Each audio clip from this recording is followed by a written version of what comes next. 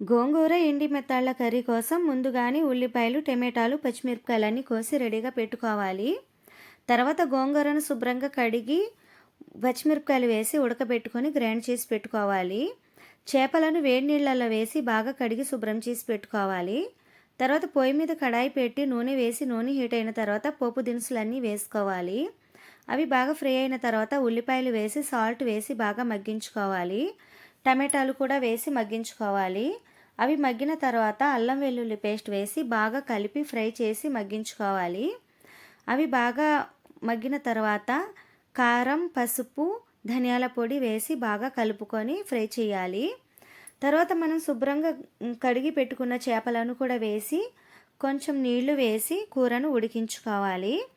కూర ఉడికిన తర్వాత మనం ముందుగానే గ్రైండ్ చేసి పెట్టుకున్న గోంగూర పేస్ట్ వేసి తగినన్ని నీళ్లు పోసి కలిపి కూరను ఉడికించుకోవాలి.